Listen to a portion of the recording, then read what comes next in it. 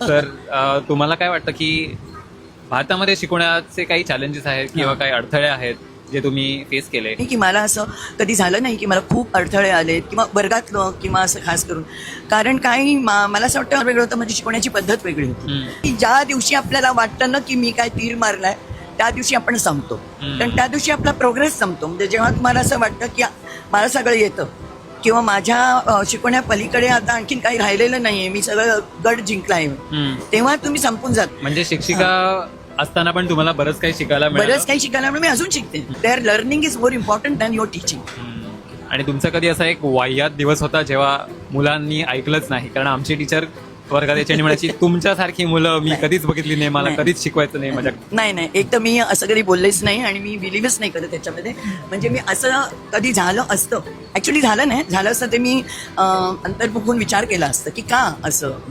पण असे काही मजेशीर प्रसंग झालेत, पण त्यांना टॅकल कसं करायचं हे टीचरला कळलं पाहिजे. माझं ओरडण्याची पद्धत नाहीच आहे, म्हणजे घरी सुद्धा नाहीये, इतर लाईफमध्ये सुद्धा नाही, तशी नाही.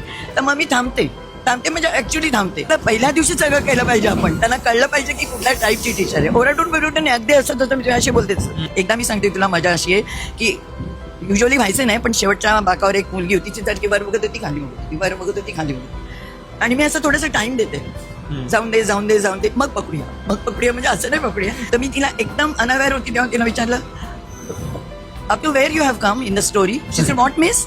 असं नाही, you must be reading that Mills and Boons type of thing ना. तर हे वर्गात चालले ना सगळं ना. So they still hate each other और they have started loving each other. No miss. But म्हटलं नाही ही खूप छान असतात पुस्तकं, आणि ह्या वयामध्ये म्हटलं असं रोमॅन्टिक मी पण वाचले खूप, असं पण तिला मी सांग. त्याच्यामध्ये ॲटमॉस्फिअर पण रोमॅन्टिक पाहिजे. म्हणजे कसं पाहिजे घरी बसलो, चहा कॉफी पितोय मस्तपैकी, आपण एकटंच ते वाचतोय, देन यू एन्जॉय ना.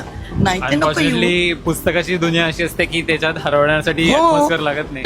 ते जे टीनेज इयर्स असतात ते रेबेलिंगचे इयर्स असतात किंवा भांडण्याचे थोडे असतात की आईबाबांबरोबर, शिक्षकांबरोबर, ऑथॉरिटी बरोबर. तर नेमका त्याच जनरेशनला तुम्ही तेव्हा शिकवलं, तर त्याच्यावरती तुम्ही काबू कसा मिळवला? तेच मी सांगते ना की स्वतः पेशंट राहायचं. तुम्ही चिडलात, ते चिडलात, तुम्ही त्यांना ओरडलात तर काहीच अर्थ नाही. कारण मग त्यांना तुमचं ओरडणं लक्षात राहतं, त्यांना हे कळत नाही की त्यांची चूक होती. जास्त काय करायची, जी रावडे जर स्टुडंट असले ना तर त्यांना तुम्ही प्रेमाने जवळ घ्यायचं. माझा शेवटचा प्रश्न तुम्हाला आहे की चांगली शिक्षिका म्हणजे तुमच्याप्रमाणे काय, आणि चांगला विद्यार्थी म्हणजे तुमच्याप्रमाणे? चांगली शिक्षिका किंवा चांगला विद्यार्थी आधी चांगला माणूस पाहिजे.